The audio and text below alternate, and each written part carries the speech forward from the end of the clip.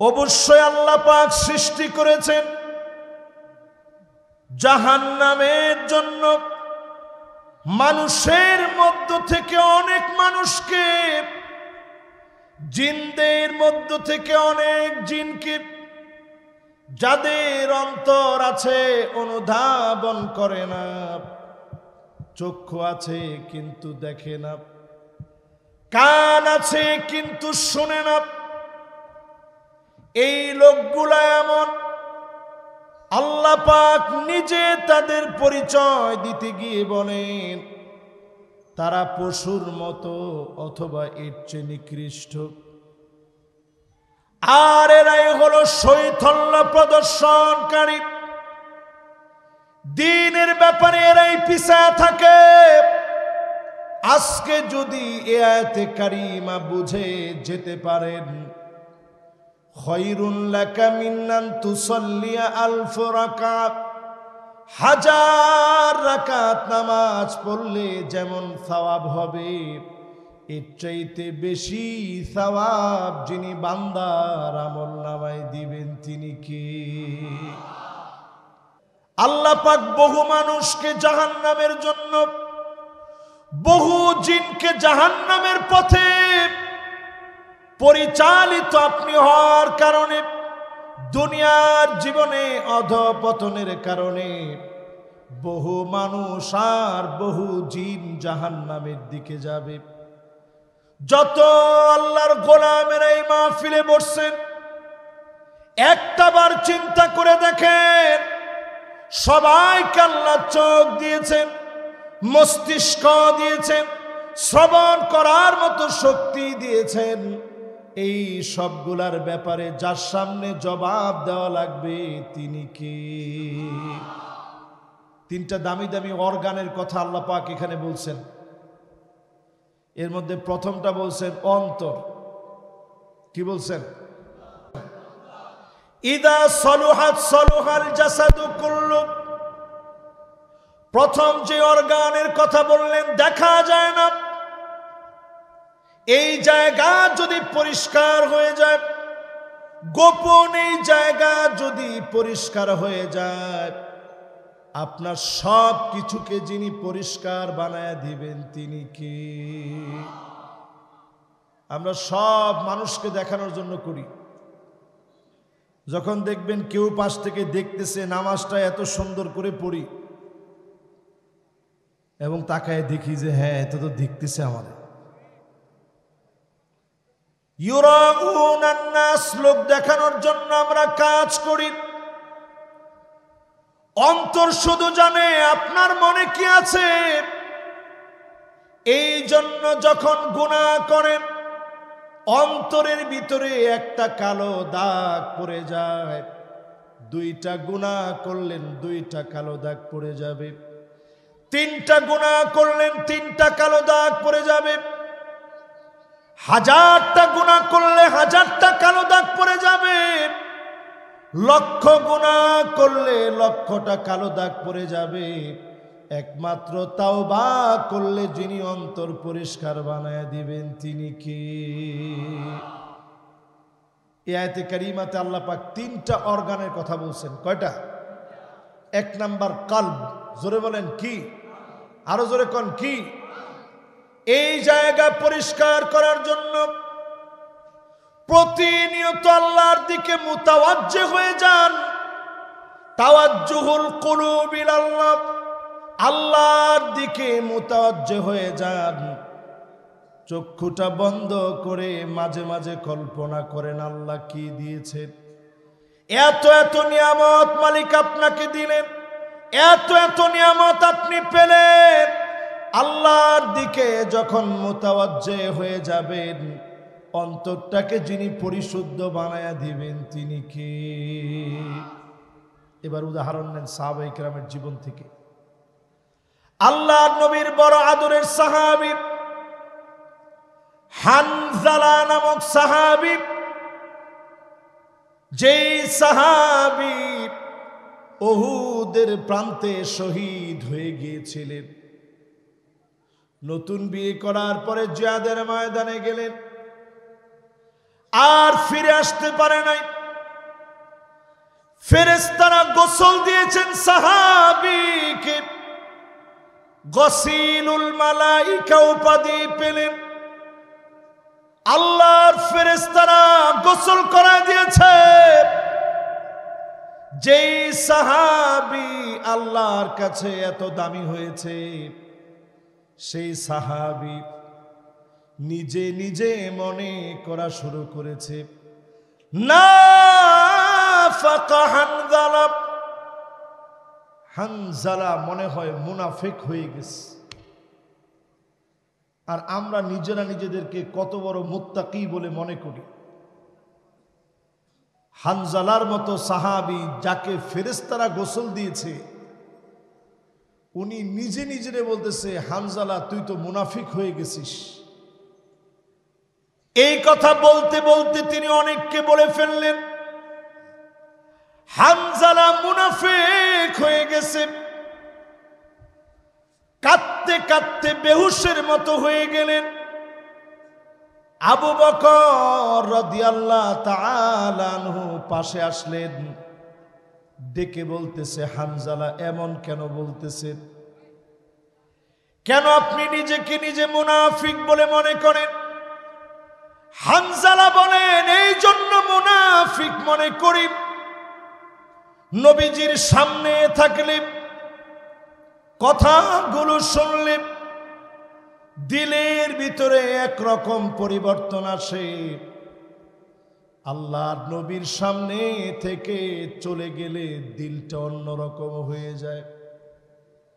এই যে আমার দুই অবস্থায় জন্য মুনাফিক মনে করতেছি। আবু বকর বলেন, তাইলে তো আমারও এক অবস্থা। দুইজন মিলে নবীজির কাছে আসলেন। সাহাবীর দাম আল্লাহর কাছে এত বেশি, ফেরেশতাদেরকে দিয়ে আল্লাহ গোসল করা দিলেন।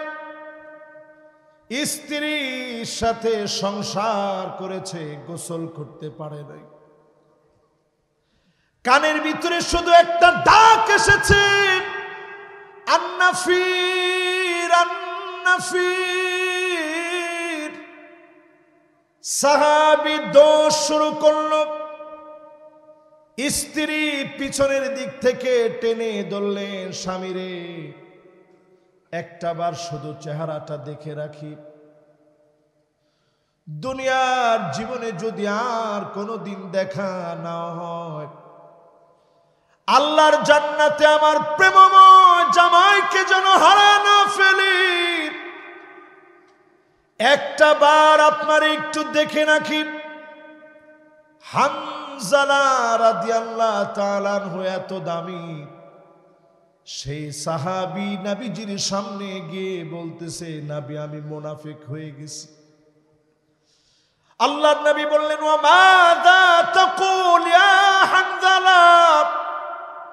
ও হানজালা, এটা কেমন কথা, কেমনে তুমি বলতে পারলাম? তোমার মতো সাহাবী কেমন করে মুনাফিক হবে? হানজালা বলেন, নবী আপনার সামনে যখন আসি দিলটা একরকম থাকে, আপনার কথাগুলো যখন শুনি দিলটা একরকম থাকে। আজকে মাহফিলে যারা বসলেন দিলটা একরকম, এখান থেকে বের হলেই অনেকের দিলটা অন্যরকম, ঠিক নেই? তো হানজালা এই কথাটাই বলতেছে, নবী দিলটা কেমন যেন নড়বড় হয়ে যায়। নবীজি বলতেছে, হানজালা এইটা কোনো বিষয় না। ওরে বাবুরে, এক জায়গায় স্থির থাকতে হবে। যেটা নড়লে এটা নড়তেছে, সাউন্ডটা বারবার ডিস্টার্ব হচ্ছে, বসো।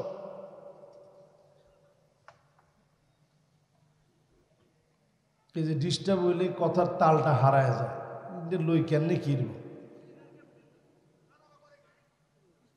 বাস। স্টেজে যারা উঠছেন একটা নিয়ম রেখে, হ্যাঁ, আমি আবার ধমক টমক দিতাম হারি না। ধমক দিলে আমি নিজের কাছে খারাপ লাগে। তো যাক, ধমক টমক সব বাদ, আবার আগের জায়গা থেকে আসি। দেখেন কয়বার ডিস্টার্ব হচ্ছে।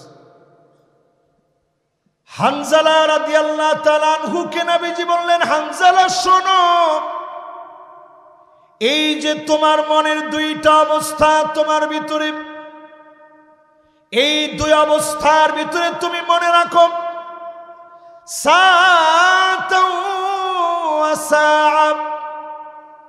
সময় যখন তুমি দিলা, দুনিয়ার জন্য কিছু সময় দিবা, আখিরাতের জন্য খানিকটা সময় দিবা। সারা দিন তো আখিরাতের জন্য সময় দেওয়া যায় না, সারা দিন মাহফিল শোনা যায় না, সারা দিন কাজকর্ম বাদ দিন, সারা দিন আপনাকে বলে নাই মাহফিল শুনতে। দিনের জন্য যদি সামান্য সময় দেন, এই সময়টাকে কবুল করে অন্তরটাকে যিনি পরিশুদ্ধ বানায় দিবেন তিনি কি? এজন্য প্রথমে আল্লাহ পাক অন্তর ঠিক করার কথা বললেন। অন্তর ঠিক করার জন্য বেশি বেশি প্রতিদিন প্রতিদিন প্রতিদিন লা ইলাহা ইল্লাল্লাহ প্রত্যেকটা দিন আপনি পড়বেন, যত বেশি পারেন পড়বেন, গুনতে পারেন না অসুবিধা নাই, অগণন আপনি পড়েন লা ইলাহা ইল্লাল্লাহ। বলেন কি পড়বেন? আবার আবার নবীজি বলেন, জাদ্দিদু ঈমানাকুম, ঈমানটারে তোমরা নতুন করো, নবায়ন করো, রিপেয়ার করো। সাহাবায়ে কেরাম প্রশ্ন করলেন, নবী ঈমানরে আবার নতুন করব কেমনে? নবীজি বললেন, ঈমানরে নতুন করবা কাসসিরু যিকরা লা ইলাহা ইল্লাল্লাহ, বেশি বেশি করে লা ইলাহা ইল্লাল্লাহ পড়লেই ঈমানটা নতুন হয়ে যাবে। জোরে কোন আল্লাহু আকবার। আরব দেশে দেখবেন তাদের মধ্যে অনেক কিছু এমন এমন জিনিস আসে, এমন এমন জিনিসগুলো আছে যেগুলো নেওয়া যায়। আরবের ভিতরে আপনারা গেলে দেখবেন ওরা ক্লান্ত হয়ে গেছে, কষ্টে পড়ে গেছে, দেখবেন যে সুন্দর করে বলে ফেলছে লা ইলাহা ইল্লাল্লাহ। একটু ক্লান্ত লাগতেছে, লা ইলাহা ইল্লাল্লাহ। এর দ্বারা ঈমানটাকে যিনি নতুন নবায়ন একেবারে রিপেয়ার করে দিবেন তিনি কে? এবার আপনারা আমার সাথে সাথে বলেন, প্রথম অর্গান অন্তর যদি ঠিক হয়ে যায়, পুরাটা দেহ যিনি ঠিক বানায় দিবেন তিনি কে? অন্তরের ভিতরে 6টা কারণে রোগ হয়ে যায়। আওয়াজ করে বলেন কয়টা? আরো জোরে, জোরে হলো না? মাশাআল্লাহ, এই 6টা আজকে একেবারে নতুন ভাবে 14 গ্রামের ভাইদেরকে আজকে নতুন ভাবে 6টা বিষয় একটু মুখস্থ করায় দিয়ে যেতে চাই। 1 নম্বরে ইউযনাবুনা বিরাজাইত তাওবা, অন্তরটা তখন দুষ্ট অন্তর হয়ে যায়, কুলসিত হয়ে যায়, জাহান্নামের পথে ধাবিত হয়ে যায়। যখন আপনি গুনাহ করার পরেও মনে করেন তাওবার কয়দিন পরে করব, এরকম লোক আছে না নাই? আমাদের দেশের যিনি প্রধানমন্ত্রী ছিলেন, ওনার দিকে যদি আপনি শুধু এতটুকুন শব্দ লাগান, ইয়াযনাবুনা বিরাজাইত তাওবা, তাওবা করবেন, গুনাহ থেকে মাফ চাবেন, এটা তখন আপনার দ্বারা সম্ভব হবে আপনি যখন নিজের গুনাহগার বলে মনে করবেন। ঠিক কিনা বলেন? এখনো আপনি তাকায় দেখেন যারা কথায় কথায় বলে আমরা কি অপরাধ করছি জানি না, বলেনি বলেনি? একটু তাকায় দেখেন, শাপলা চত্বরের রক্তের কথা এখনো মুসলমান ভুলে যায় নাই। আল্লামা সাঈদী রহমাতুল্লাহ আলাইহির 13টা বছরের কারাবরণের ইতিহাস মুসলমান ভুলে যায় না।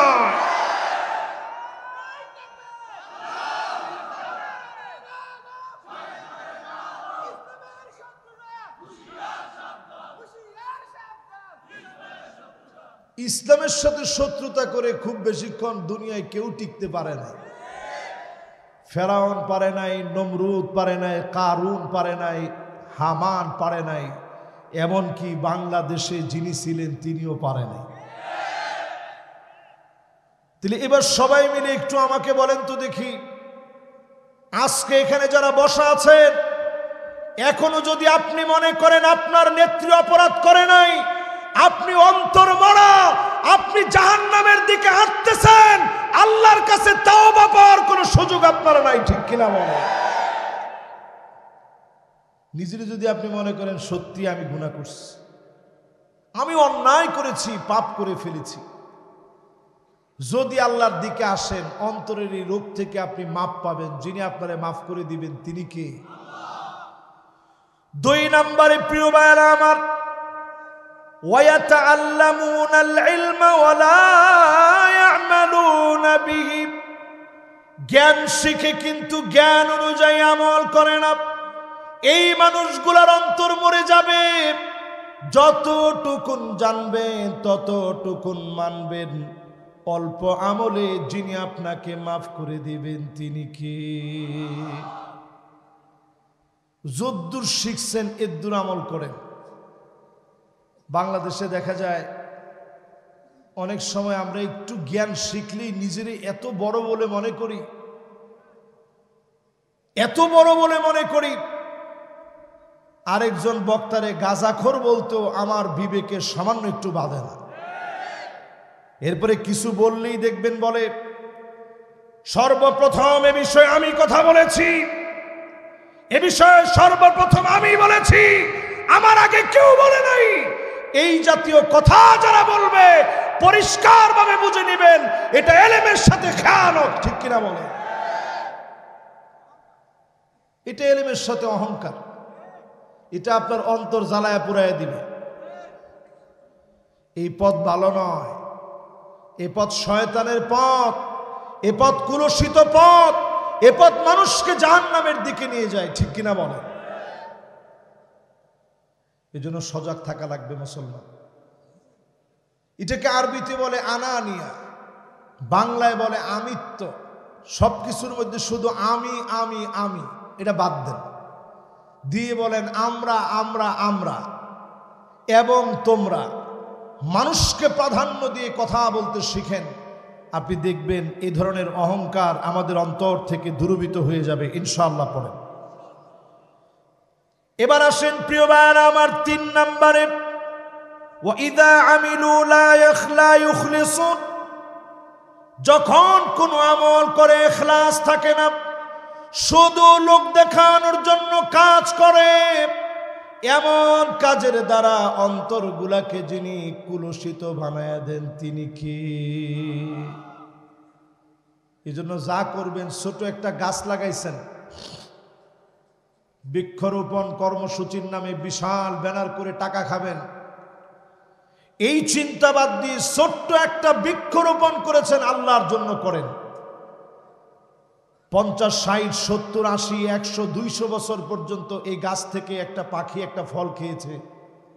পথিক যাওয়ার সময় একটু ছায়ায় বসে একটা ফল খেয়ে মানুষের ক্ষুধা নিবারণ হয়েছে।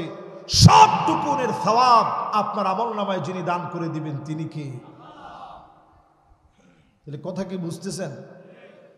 অন্তরটা নষ্ট করার জন্য এই 6টা মেশিন আছে। 3 নম্বরে আস। এবার 4 নাম্বারটা শুনেন। ক নাম্বার? ওয়ায়াকুলুনা রিজকাল্লাহি ওয়ালা ইয়াশকুরুন, অন্তর তখন নষ্ট হয়ে যাবে আল্লাহর রিজিকে আল্লাহ শুকরগুজারি যদি আদায় না করেন, অন্তরটা কুলুষিত হয়ে যাবে। আল্লাহর রিজিকে শুকরগুজারি আদায় করেন, খাবারের পরে আলহামদুলিল্লাহ বলেন, চোখে মুখে শুকরিয়া কৃতজ্ঞতার প্রভাব যেন প্রকাশ পেয়ে যায়।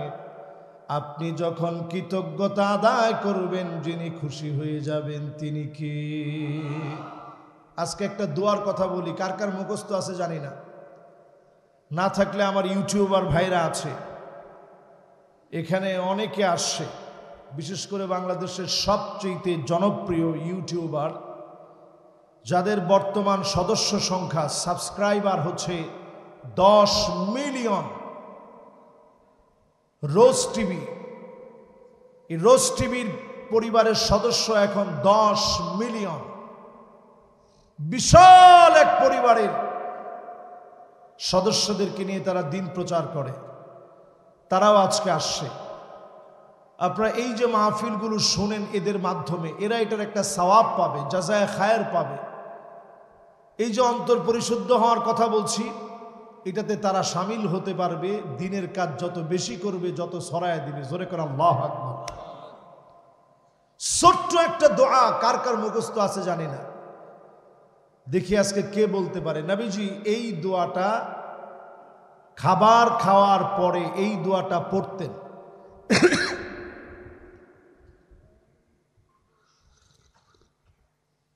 এবং নবীজি বলতেন যে খাবার খাওয়ার পরে এই দোয়াটা যে পড়বে, আল্লাহ পাক তার গুনাহ খাতাগুলোকে মাফ করে দিবেন। জোরে করে আল্লাহু আকবার।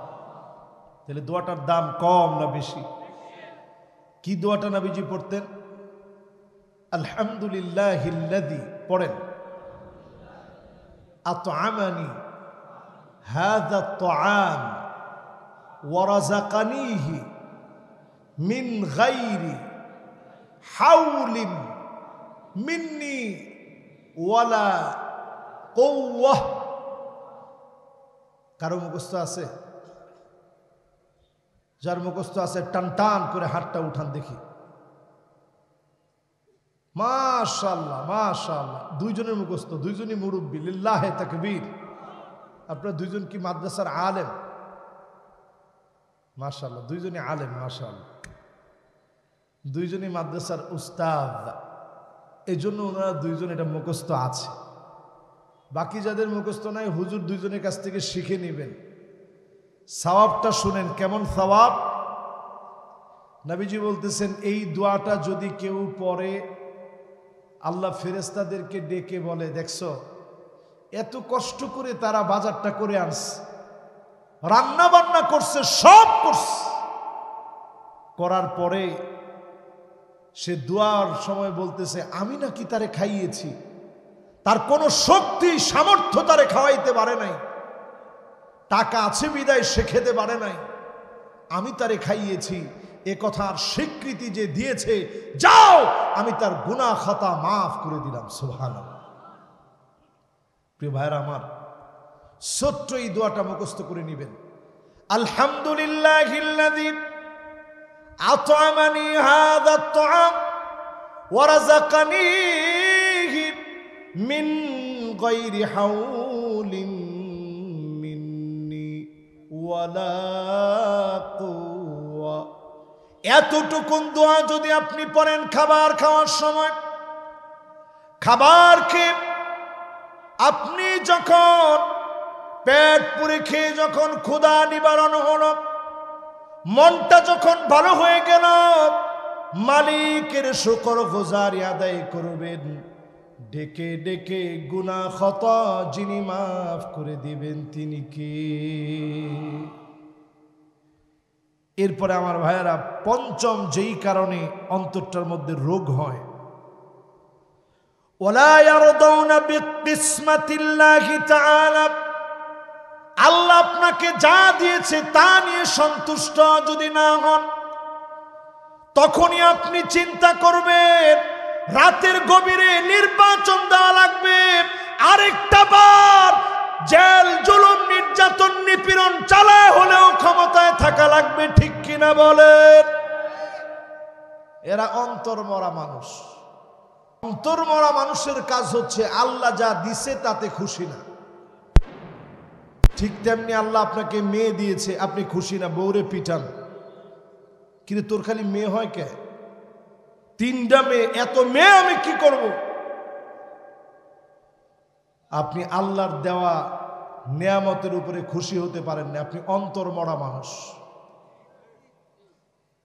ঠিক তেমনি আজকে আল্লাহ যে সুযোগ দিয়েছে, এই সুযোগ দেওয়ার পরে এই সুযোগ যদি আপনি কাজে না লাগান, আপনি যদি মনে করেন ক্ষমতা আল্লাহ এমনি এমনি দিবে, আপনি অন্তর্মরা মানুষ।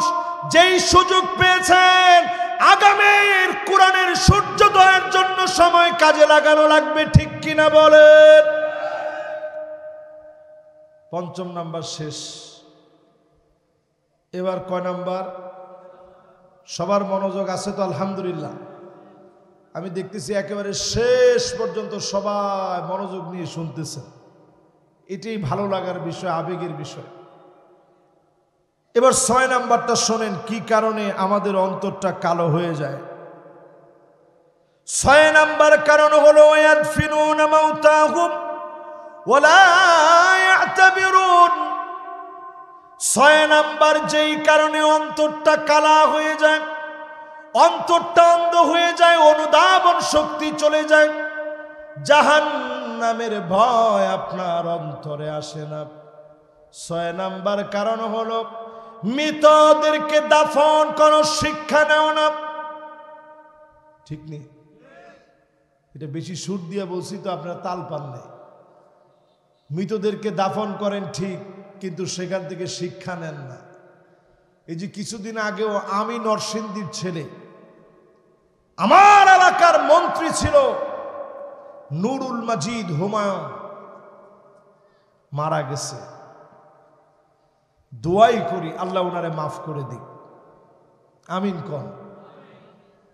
মন্ত্রী ছিল, আমার একদিন ফোন দিছে, কয় যে ভাতিজা মাহফিলে আসতে হবে। তা আমি কইলাম চাচা কয়দিন আগে যে আপনি যাত্রাপালা করছেন ওটার কি হবে? যাত্রাপালা করছি আবার মাহফিলও করাম, অসুবিধা কি? আমি কই না চাচা, দুইটা তো একলগে হয় না। তুমি তো আমি আমার এলাকার ছেলে, এরপরে তুমি যদি আমার মাহফিলে না আসো তাহলে আমার এলাকায় তোমার মাহফিল করতে দিব না। যখন এই কথাটা বলছে আমি পাল্টা একটা সুন্দর উত্তর দিছি। আমি বলছি শোনেন চাচা, ডাক্তার যদি ভালো হয় রোগী খালি এক এলাকার আসে না। আমরা এলাকাত মাহফিল করতে না দিলে কি হয়েছে? অন্য এলাকা মাহফিল করবো, অসুবিধা নাই তো। তো এটা বলতেছি এই জন্যে, কত ক্ষমতা মানুষের দুনিয়ার জীবনে থাকে। তোফায়েলের দিকে তাকায় দেখেন, যারা চলে গেছে এদের দিকে তাকায় দেখেন, এরা নিথর নিস্তব্ধ হয়ে যখন পড়ে আছে। ভয় নাই আপনাদের? মোবাইলের লাইট জ্বালান, কোনো ভয় নাই।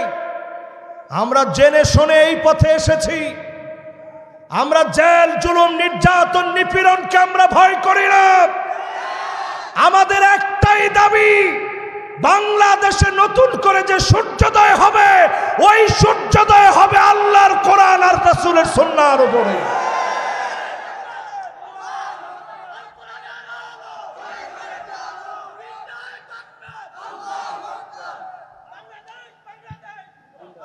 এই যে আজকের মাহফিল থেকে যে স্লোগানগুলো উঠছে, আমি এলাকার মন্ত্রীকে শোনায় দিতে চাই, আপনি একটু তাকায় দেখেন। না দাইলেও তো শুনবো, অসুবিধা নাই। একটু তাকায় দেখেন, দিনের পর দিন মামলা দিয়েছেন, হামলা করেছেন, পিটিয়েছেন, কিন্তু নারায়ে তাকবীরের স্লোগান আপনি কেড়ে নিতে পারেন নাই।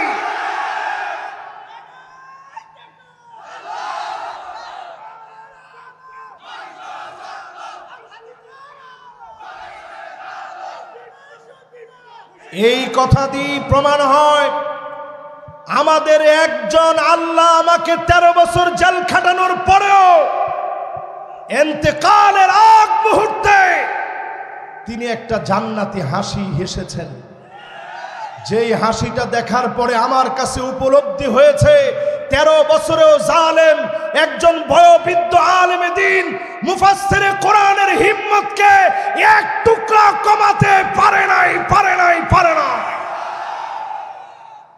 সুতরাং আমরা তো সেই সে জাতি যাদেরকে আল্লাহ তাআলা বিজয়ের জন্য কবুল করেছেন। যদি এই জায়গায় এসেও ভুল করেন, বড় বড় খেসারত দেওয়া লাগবে আপনাকে, আমাকে, সবাইকে। এই জন্য টুপি নিয়ে আর মারামারি করেন না। আমি তো মনে করছিলাম মাহফিল অর্ধেক হয়ে গেছে।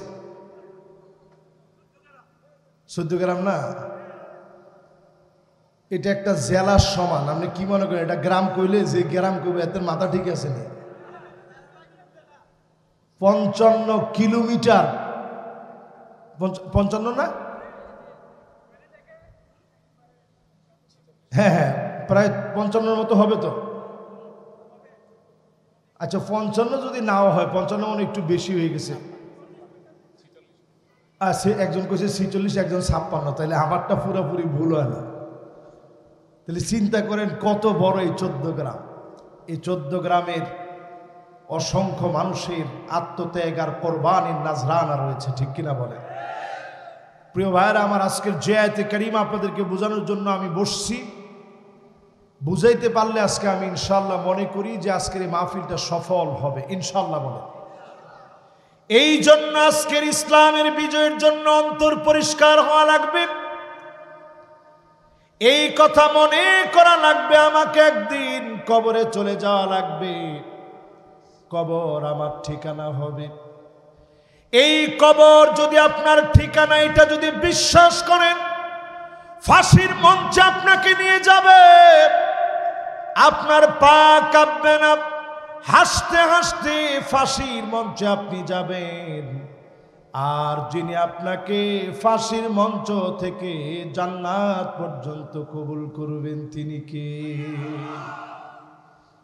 চিন্তা করেন, আমাদের প্রিয় আল্লামা যদি একটা মুসলেকা দিতেন, আমি জীবনে অনেক বড় ভুল করছি,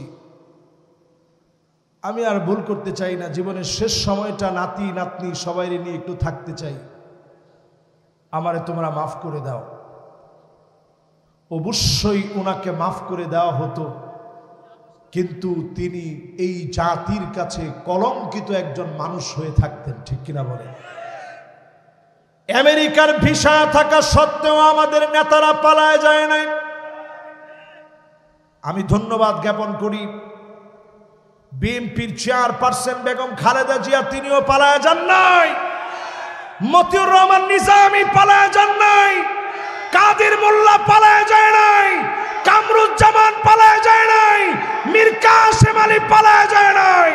জাতির নেতারা পালায় যেতে পারে না, পারে না, পারে না। যারা অথর্ব নেতা, ওরা নিজেরা পালায় যায়, কোনদিন জাতির নেতা তারা হতে পারে না।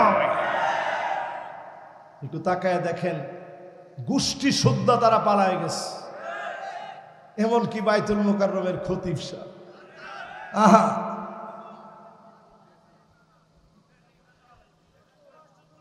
এই যে পালায় গেছে, আহারে, আপনারা তো হাসতেছেন, আমিও হাসতেছি, কিন্তু এর চিতে লজ্জা আপনি চিন্তা করতে পারেন। একটা দেশের বাইতুল মুকাররম, একটা দেশের জাতীয় মসজিদ, ওই মসজিদের খতিব পর্যন্ত পালায় যেতে হয়। যখন মানুষ জুলুম করে, ওই জালেমের সাক্ষী যারা হয় তাদেরকেও যিনি ছেড়ে দেন না, তিনি কে? প্রিয় ভাইরা আমার, এই মাহফিলের ভিতরে প্রথম অংশের ব্যাখ্যায় আমরা 6টা কথা বলি, দ্বিতীয় অংশের দিকে চলে যাচ্ছি। ওয়ালাকাদ যারানা লিজাহান্নামা কাসীরাম মিনাল জিন্নি ওয়াল ইনস, মানুষের ভিতর থেকে আর জিনদেরকে অবশ্যই জাহান্নামের জন্য, যাদেরকে জাহান্নামের দিকে চলার পথকে যারা নিশ্চিত করে নিয়েছে, ওই সমস্ত মানুষের অন্তর থাকবে ঠিকই, অন্তর দিয়ে তারা ভাববে না। ওয়ালাহুম আয়ুনুন লা ইউবসিরুনা বিহা, এই মানুষগুলো এমন হবে, চোখ থাকবে ঠিকই কিন্তু তারা দেখবে না। এমন লোক বাংলাদেশে আছে না নাই? তাকায় দেখেন, যে লোকটা 50 বছর এই মাটিতে খিদমত করছে,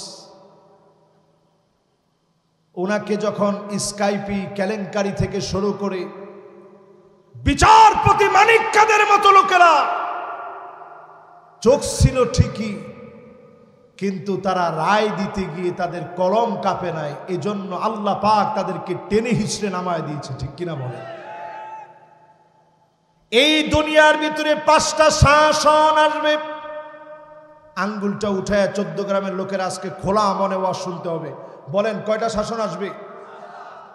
শেষের লোকেরা হাত তুলেন না, একটু টান টান করে হাতটা উঠান। মাশাআল্লাহ, সবাই এবার একটু নাড়া দেন। গরম লাগেননি? আরে লাগুক, লাগে। এবার হাতগুলা নামান।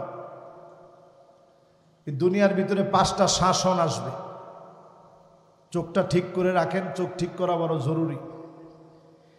1 নাম্বার শাসন আসবে এই দুনিয়ার ভিতরে,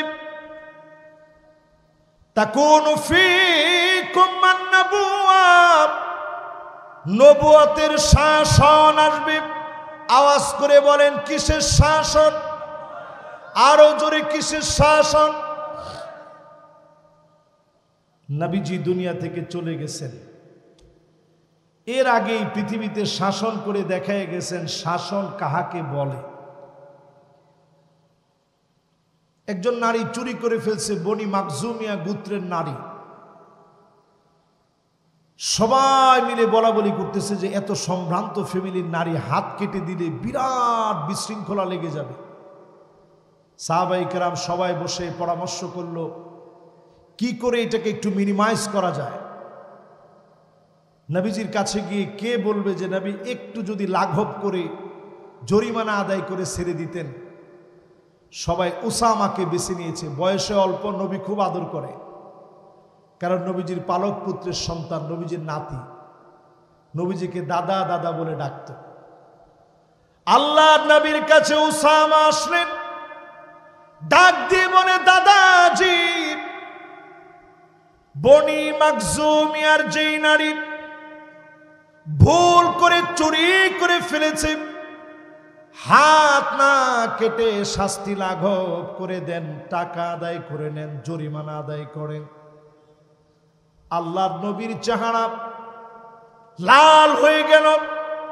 নবীজি সাহাবীদেরকে ডেকে ভাষণ দিয়ে বললেন, লাউ ফাতেমা বিনতে মুহাম্মদ, আমার মেয়ে ফাতেমা যদি চুরি করে ফেলতো, লাকাতাতু ইয়াদাহা, এক কূপে ফাতেমার হাত আমি কেটে দিতাম। বলেন আল্লাহু আকবার। এর নাম শাসন, এর নাম কি? হযরত ওমর রাদিয়াল্লাহু তাআলা আনহুর ঠিক যখন পেট দিয়ে খাবার খাওয়ালে বের হয়ে যাচ্ছে, কয়েকজনের কাঁধে তিনি ভর দিয়ে একটু দাঁড়াইলেন, দাঁড়ায় সবার কাছে মাফ চাইলেন আর বললেন, فَلْيَقْتَصَّ مِنِّي قَبْلَ الْقِصَاصِ يَوْمَ الْقِيَامَةِ, আমি ওমর যদি কারো উপরে অন্যায় করে থাকি, আমি আর বেশিক্ষণ মনে হয় দুনিয়ায় নাই, এখনই আমার কাছ থেকে প্রতিশোধ নিয়ে না। যদি কোনো অন্যায় করে থাকি, অবিচার করে থাকি, আমি ওমরের কাছ থেকে প্রতিশোধ না। সবাই থমথমে হয়ে গেল। হযরত ওমরের বক্তব্যে চারদিক থমথমে হয়ে গেল। একটা বার কল্পনা করেন, ছুরি দিয়ে আঘাত করেছে, নারী বুড়ি গুলা কেটে গিয়েছে, তখনও দাঁড়ায় জনগণের হকের কথা তিনি ভাবলেন। এর নাম হচ্ছে বিচার। এই পৃথিবীতে 5টা শাসন আসবে।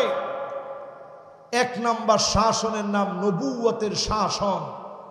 নবীজি চলে গেলেন, কিয়ামত অবধি আর কোন প্রকার নবী কিংবা রাসূল এক মুহূর্তের জন্য শাসন করার জন্য এই পৃথিবীতে আর আসবে। 2 নাম্বার শাসন নবীজি বলে গেলেন,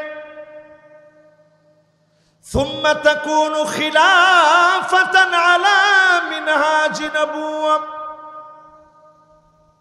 على منهاج النبوة।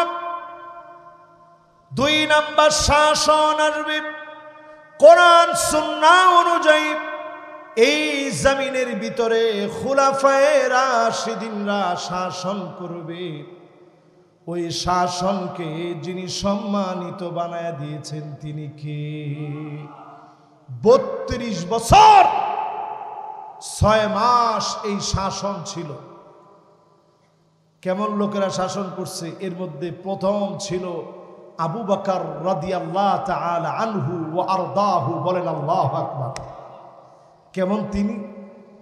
আবু বকর তো এমন ছিলেন, একদিন আবু বকর রাদিয়াল্লাহু তাআলা আনহুর ছেলের সঙ্গে কথা হচ্ছে।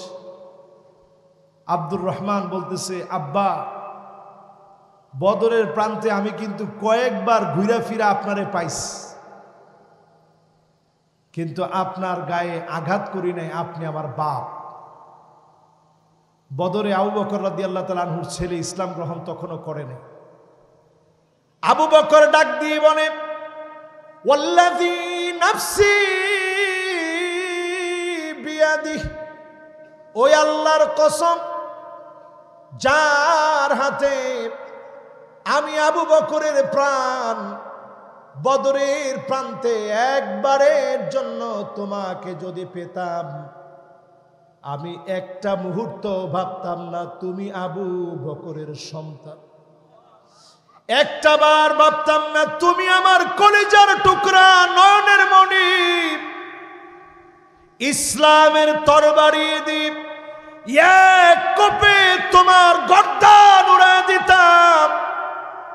এই বিচার, এই চিন্তা, এই ঈমান যাদেরকে দিয়েছে, তাদেরকে দিয়ে 32 বছর 6 মাস যিনি শাসন করিয়েছেন তিনি কে? এই জন্যই দেখবেন বাংলাদেশ থেকে যিনি পালাই গেছে, ইনি এখনো আল্লাহ আমারে বাঁচাই রেখেছে বিচার করতেন বলি। চিন্তা করেন মুসলমান। আর আবু বকর রাদিয়াল্লাহু তাআলা আনহুরা 32 বছর শাসন করে গেছে। প্রত্যেকে ইন্তেকালের আগে সুযোগ পাইলে বলছে, আমারে মাফ করে দিও, আল্লাহ যেন শাসনের জন্য আমারে অন্তত কাঠগড়ায় দাঁড় না করায়। জোরে করে আল্লাহু আকবার। 2 নাম্বার শাসনের পরে শাসন জানি কয়টা? মাশাআল্লাহ, লিল্লাহে তাকবীর, লিল্লাহে তাকবীর। মাশাআল্লাহ, আমার মনটা ভরে গেছে। এই যে আপনারা একটু মনোযোগের সাথে শুনতেছেন, একটু গরমের ভিতরে কষ্ট করে, আল্লাহ যদি এই উসিলায় জাহান্নাম থেকে মাফ করে জান্নাতি বানায় দেয়, পড়েন আমিন। এবার সবাই বলেন তো দেখি, 1 নাম্বার শাসনের নাম কি? মাশাআল্লাহ, এর নাম 14 গ্রাম। এর নাম কি? 2 নাম্বার শাসনের নাম কি? মাশাআল্লাহ, খুলাফায়ে রাশিদিনদের শাসন। কত বছর ছিল? মাশাআল্লাহ। এনে ওয়াজ বেড়া, ওয়াজের মধ্যে বসি, কতক্ষণ হাসন, কতক্ষণ কান্দন, কতক্ষণ এই কতক্ষণ সেই, লাভটা কি? আর ওয়াজের মধ্যে এখন বক্তারা লাভ দিয়ে চেয়ারের উপরে উঠে, রাখ আজকে আমি খেলা দেখাইতেছি। তুই সাপ আনছত নি খেলা দেখাইতে?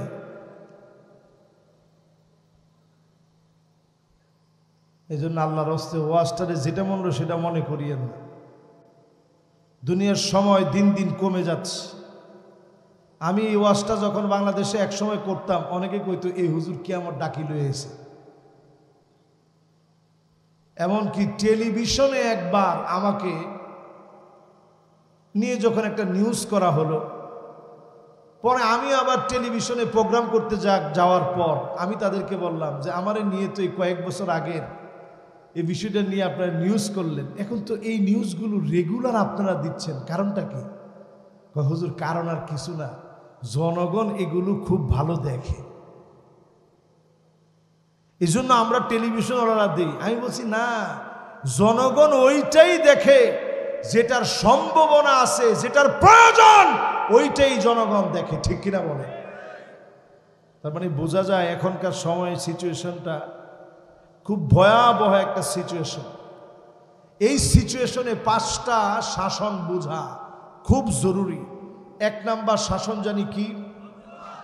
2 নাম্বার শাসন কত বছর? সুবহানাল্লাহ। এবার 3 নাম্বার শাসন শোন, সুম্মা মালিকান আদান, এরপরে শাসন আসবে রাজতন্ত্র, রাজার ছেলে রাজা। ঠিক না? আমগো দেশও বাপের বন্দনা যেরকম শুরু হয়েছিল, রাজতন্ত্রের চাইতে 1 ইঞ্চি কম ছিল না বাংলাদেশ। জিয়ানে যাবেন হিয়ানে বাপ, কিরে ওয়াইসির এক সম্মেলনের কথা আমার মনে আছে। আরে আলেমরা যে কত রকম দালাল ছিল রে বাবু। ওয়াইসির এক সম্মেলনে আমি ইন্টারপ্রেটার হিসেবে বাংলা বক্তব্য আরবি করছি। তো আরবি করার পরে যখন বারবার বলতেছে জাতির পিতা, আমি আস্তে করে শব্দটা চেঞ্জ করে দিছি। আমি সুকৌশলে চেঞ্জ করে বলছি হুয়াল কায়েদ ওয়ার রায়েদ লিশাবিল বাঙ্গালী, বাঙালি জাতির নেতা। আমি একবারও কইনি পিতা, আমি কইছি নেতা। কিন্তু কেউ বুঝে নাই, একজনও বুঝে নাই। সবাই তো না মাশাআল্লাহ হুজুর অনুবাদটা তো সুন্দর করে করছে। কিন্তু এরাবিয়ানরা এরা তো বুঝছে। এরা আমারে তখন বলতেছে মাশাআল্লাহ আহসানত ওয়ালাইসা আবুনা সাইয়্যিদনা ইব্রাহিম আলাইহিস সালাম। উনি আমাদের জাতির পিতা নয়, আমাদের জাতির পিতা ইব্রাহিম আলাইহিস সালাম। বলেন আল্লাহু আকবার। বাংলাদেশি একজন আলেম সে আইসা আমারে বলতেছে কেউ একবারও তো আপনি জাতির পিতা কন নাই। আমি কইতে ঠিক আছে, আমি আবুল বাঙ্গাল কই নাই, আমি তো জাতির নেতা কইছি। আপনি গিয়া ফিতা কইতেন, অসুবিধা কি ছিল? আপনি অনুবাদ করলেন না কিনলে? কয় না আপনারা আনছে, আপনি অনুবাদ করবেন। এটা তো অনেক চিন্তা ভাবনা করে তারা দিছে, সবারে দিয়ে এই অনুবাদ হবে না। 21টা দেশের প্রতিনিধি আসছে, ওই জায়গায় অনুবাদ করবেন। অনেক চিন্তা ফিকির কইরা তারপরে ওই জায়গায় অনুবাদ করতে দিস। অনুবাদ করতে দেওয়ার পরে কেন আমি আবুল বাঙ্গাল বলি নাই, এটা কারো মনে না লাগলেও দালাল প্রকৃতির ওই হুজুরের মনে ঠিকই লেগে গেছে। ঠিক কিনা বলে? ওই হুজুরি আলোচনা শুনলে ঠিকই বুঝবি। এবার একটু আপনারা আমার সাথে সাথে বলেন, শাসন হচ্ছে নবুয়াত, এরপরে কি? মাশাআল্লাহ, এরপরে কি? এই জমিনের ভিতরে রাজতন্ত্র ছিল 1000 বছর ধরে। রাজতন্ত্রের ভিতরে ভালো ছিল, খারাপও ছিল। আমাদের ভিতরে এমন শাসন ছিল, আল্লাহ এটা বলতে গেলে চোখে পানি চলে আসে। তারিক বিন জিয়াদ 711 সালে তিনি তানজা নামক অঞ্চলে জন্মগ্রহণ করেছিলেন। তানজা হচ্ছে মরক্কো, আটলান্টিক মহাসাগরের নিকটবর্তী জায়গায় তিনি জন্মগ্রহণ করলেন। বারবারি সম্প্রদায়ের লোক ছিলেন। এক প্রাণবন্ত যুবক 7000 লোককে একত্রিত করছেন। কত হাজার?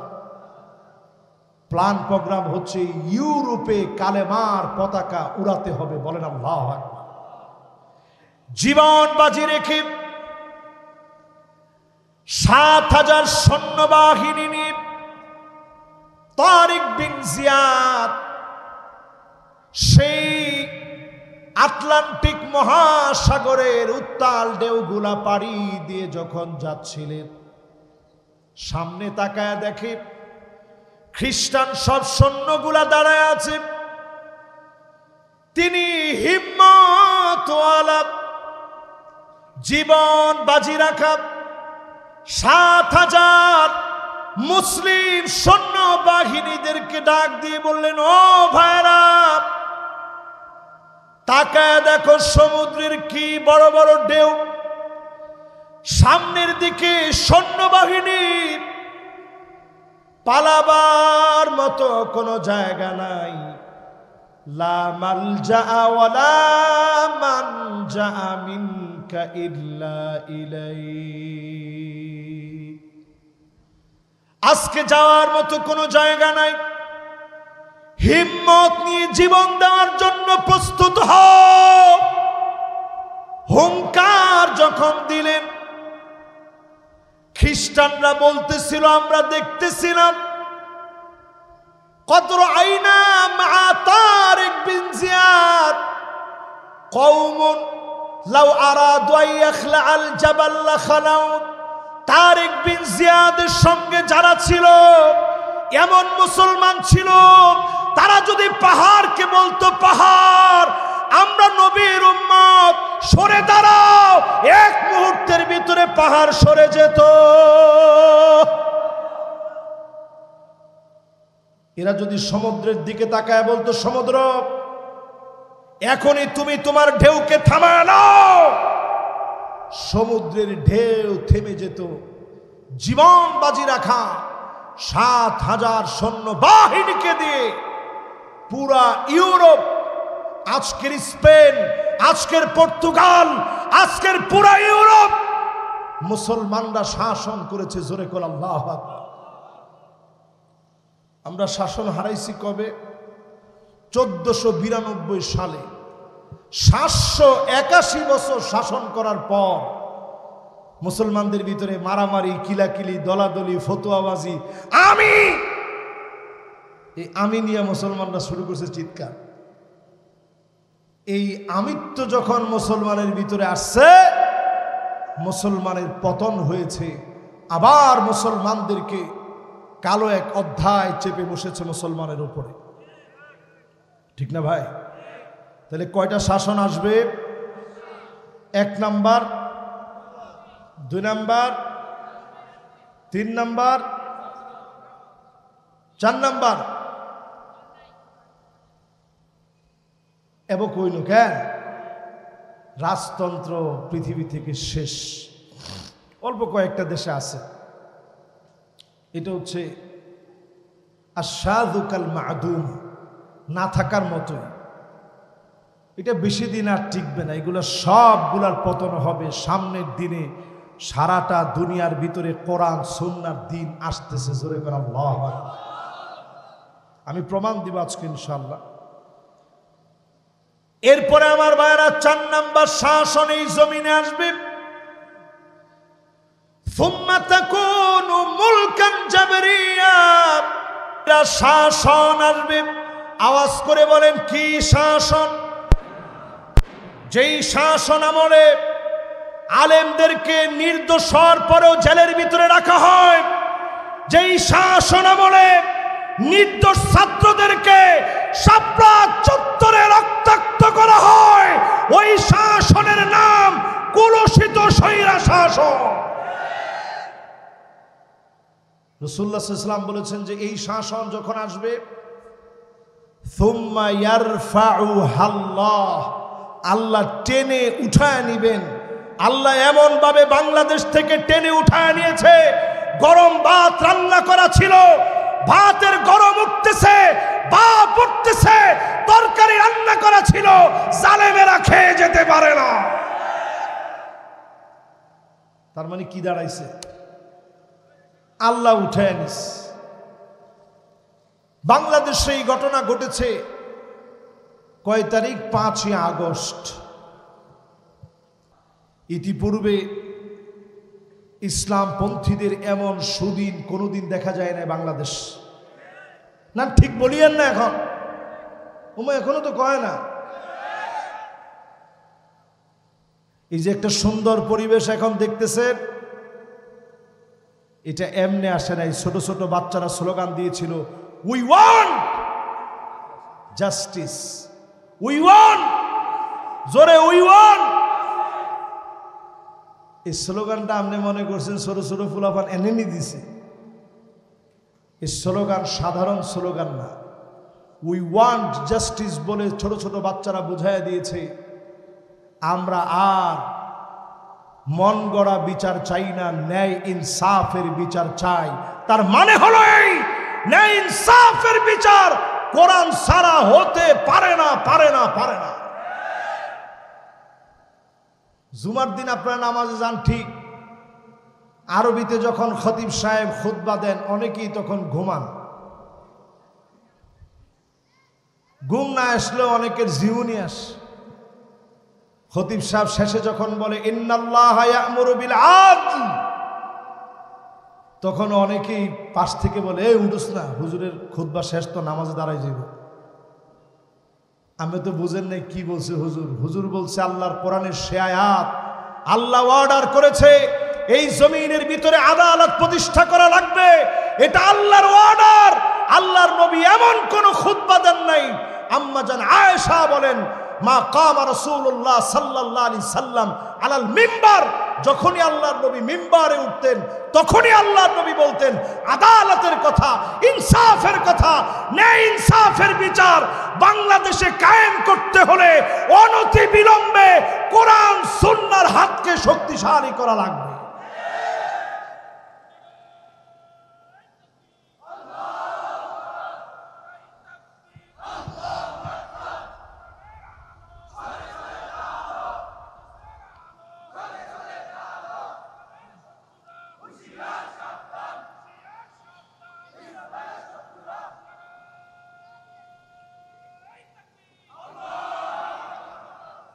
আমি একটু কষ্ট পাইলাম, এখনো আপনারা ঘরে ঘরে জ্বালান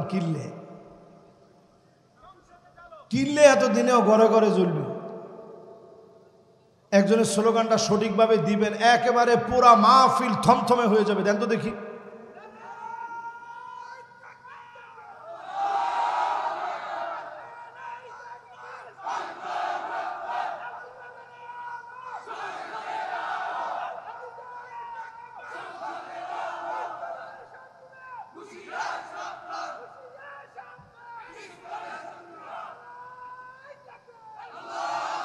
মাশাআল্লাহ, দুইজন ভাইয়ের স্লোগানই একেবারে প্রকম্পিত স্লোগান।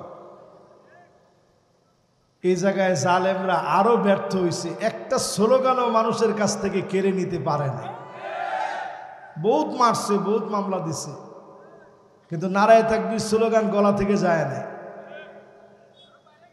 বাড়ছে না ভাই? আলহামদুলিল্লাহ কন। এবার একটু আপনারা কন, কয়টা শাসন এই জমিনে আসবে? তাহলে 4 শাসন, একেবারে বলতে গেলে জমিনের শেষ প্রান্তে 4 শাসন, ঠিক না? বাকি আছে কয়টা? আল্লাহর হাবিব বলেন বাকি একটা হলো সুম্মা তাকুনু খিলাফাতান আলা মিনহাজি নবুওয়াতিন। এই জমিনে আবার কোরআন হাদিসের বিচার আসবে, ন্যায় ইনসাফের বিচার কায়েম হয়ে যাবে। মানুষের মাঝে যিনি শান্তি ফিরিয়ে দিবেন তিনি কে? আমাদের যারা চলে গেছেন এই দিনটা দেখার তাদের অনেক অপেক্ষা ছিল, কিন্তু এই দিনটা দেখে যেতে পারে নাই। অনেক শখ ছিল যে এরকম একটা সুদিন দেখবে, বের হলে সাংবাদিক আসবে, মানুষগুলো প্রশংসায় ভাসবে যে এই লোকগুলো আর যা করুক এরা দুর্নীতিবাজ নয়, এরা চাঁদাবাজ নয়, এরা লুটেরা নয়, এরা ডাকাত নয়, এরা চরিত্রহীন লম্পট নয়। কিন্তু জিন্দিগিতে প্রশংসা তারা দেখে যেতে পারে না। ওনারা থাকতে দেখছে সব মিডিয়ায় কিছু করলেই বলতো রক কাটা, কিছু করলেই বলতো রাজাকার। কিন্তু আল্লাহ তাআলা দিন কেমনে পরিবর্তন করে। আজকের এই সুন্দর একটা দিন আপনারা যারা পেয়েছেন, এখনো যদি নিজেদেরকে প্রস্তুত না করেন আল্লাহর আদালতে জবাব দিতে পারবেন না মুসলমান। আজকের এই মাহফিলে একটু মিলায় নেন। এই পর্যন্ত মুসলমানদের ভিতরে 1,48,000 আল্লাহর গোলাম 2023 সন থেকে নিয়ে আজকের 2025 পর্যন্ত, যদিও ওআইসি বলেছে 68,000 মানুষ শহীদ হয়েছে, কিন্তু মুসলমানদের খবর হচ্ছে 1,48,000। এই যে হঠাৎ করে স্বর্ণের দাম বাড়তে বাড়তে বাড়তে বাড়তে, আমি কয়েকদিন আগে স্বর্ণ কিনে আনছি, দুবাই গেছিলাম, অল্প স্বল্প স্বর্ণ কিনছি, ভরি পড়ছিল সেই সময়ে 1,86,000 টাকা। গত বছর কিনছি, শুধু ভরি পড়েছে 92,000 টাকা শুধু। এর আগের বছর কিনছি, ভরি ছিল 76,000 টাকা। অল্প কিছুদিনের ডিফারেন্সে এখন স্বর্ণের দাম গিয়ে দাঁড়িয়েছে 2 লক্ষ টাকার উপরে ভরি, 2,05,000। আপনারা অনেকেই মনে মনে চিন্তা করছেন হুজুর কি স্বর্ণের মধ্যে কি আগুন লাগিয়ে গেছেন? না, স্বর্ণের দাম এমন বেড়ে গেল কেন? আমরা যেমন এক সময় ক্রিপ্টোকারেন্সি বুঝতাম না, পকেটে পকেটে প্রত্যেকের টাকা থাকতো, বাজারঘাট সব করতে যেতাম টাকা নিয়ে। যদিও এখন বাংলাদেশে আমরা টাকা নিয়ে যাই, কিন্তু বাংলাদেশে দেখবেন অনেক ভালো ভালো সুপার মার্কেট আছে, ভালো ভালো শপিং সেন্টার আছে, যে জায়গায় অনেকেই কার্ড নিয়ে যায়, কার্ডে টাকাটা বিলটা পে করে দেয়। দেখছেন আপনারা? এটাকে বলে ক্রিপ্টোকারেন্সি। সব কারেন্সিগুলা কার্ডের ভিতরে ঢুকে গেছে। এখন স্বর্ণের যে বারগুলো ছিল, এই বারগুলো সব ইহুদিরা স্টক করতেছে, আর তার বিনিময়ে শুধু ইন্টারনেটে, ওয়েবসাইটে, ডিজাইনে টিটিবার, দেখতে হুবহু স্বর্ণের বারের মতো এরকম টিটিবার মুদ্রা আকারে, যেভাবে টাকা বাদ দিয়ে আপনার মুদ্রা, আপনার টাকা, আপনার ডলার যেভাবে কার্ডের ভিতরে ভরে দিয়েছে, এখন স্বর্ণটাও ডিসপ্লের ভিতরে দিয়ে দিয়েছে। এখন ডিসপ্লেতে মানুষ টিটিবার কিনে। আগে যেভাবে ব্যাংকের ভিতরে নিয়ে গচ্ছিত রাখতো, এখন গচ্ছিত সেখানে না রেখে ইহুদিদের বাণিজ্যিক লেনদেনে গচ্ছিত রাখে টিটিবার। এই টিটিবার কিনে রাখার কারণে ইহুদিরা সব স্বর্ণ কিনে, মূল স্বর্ণ কিনে ধনী হয়ে যাচ্ছে। মুসলমানদের স্বর্ণ তারা কিনে নিচ্ছে, আর টিটিবারের নামে মুসলমানকে ডিসপ্লের ভিতরে স্বর্ণ খাওয়াই দিচ্ছে। আরে কথা কয় না। এই জন্য স্বর্ণের দাম যে কি আকারে বাড়বে এটা আপনি চিন্তা করতে পারবেন না। এই টিটিবারে সেল বাই হয়। আজকে আপনি কিনছেন, একটু পরে দাম আপনি একটু বাড়ায় দিবেন, এরপরে আপনি আরেকটু বাড়ায় দিবেন, কিনা মূল্যের চাইতে কয়েক পয়সা বাড়ায় দিবেন। এইভাবে বাড়তে বাড়তে বাড়তে বাড়তে অনেক বেড়ে যাবে। স্বর্ণের দাম অনেক বেড়ে যাওয়া, অনেক বেড়ে যাওয়া, অনেক বেড়ে যাওয়া, আকাশচুম্বী ছাড়ায় যাওয়া, এটা বর্তমানে ইহুদিদের মেগা প্ল্যান। মুসলমান এখনো সজাগ হয় নাই। আগামী দিনে সবগুলাকে মাটির নিচে রেখে তারা চাবে আগামীর পৃথিবী নিয়ন্ত্রণ করবে, অর্থনৈতিকভাবে মেধা দিয়ে সারা দুনিয়া তারা নিয়ন্ত্রণ করার চ্যালেঞ্জ হাতে নিয়েছে। যদি মুসলমান বাঁচতে চান, অন্তত ঈমান নিয়ে আপনাকে বাঁচতে হবে, ঠিক কিনা বলে? প্রিয় ভাইয়েরা আমার, আমি আমার আলোচনার একেবারে শেষ অংশে চলে আসছি। চলেন আমরা সেই দিকে চলে যাই। কষ্ট অন্য আপনি গো, মাশাআল্লাহ, দুইজন মুরব্বী কোমর টান দি ফেলাইছে। যদি বসেন আমরা বেশি খুশি হব। 11টা সামান্য বাজের আর কি। আচ্ছা, এবার আমরা যাই শেষ দিকে ইনশাআল্লাহ। বলেন, ওয়ালাহুম আযানুন লা ইয়াসমাউনা বিহা, যাদেরকে কান দেওয়া হয়েছে এই কান দিয়ে তারা শোনে না। একটাবার চিন্তা করেন, আমরা কতজন লোক কান দিয়ে আল্লাহর কথা শুনি, কান দিয়ে কোরআন শুনি, কানটা দিয়ে কোরআনের আওয়াজগুলো শুনি। অধিকাংশ লোক কেমন দেখবেন প্রতিদিন ঘন্টার পর ঘন্টা ধরে মিউজিক শুনে। ঠিকঠাক একটু আস্তে কম, আর একটু জোরে। এই মিউজিক যারা যারা শোনেন, প্রত্যেকে মিউজিক শোনার দ্বারা আস্তে আস্তে কিছুদিনের মধ্যেই এরা বিভিন্ন খারাপ মুভিতে অভ্যস্ত হবে। যত খারাপ মুভি, খারাপ সাইড আছে, পর্নোগ্রাফিতে আসক্ত, এই পর্নোগ্রাফির যত সাইট আছে, এগুলো সব মিউজিক দেখার পর মানুষের হরমোনগুলোর ভিতরে একটা চেঞ্জ আসে। সেক্সুয়াল হরমোনগুলো উত্তেজিত করে ফেলে।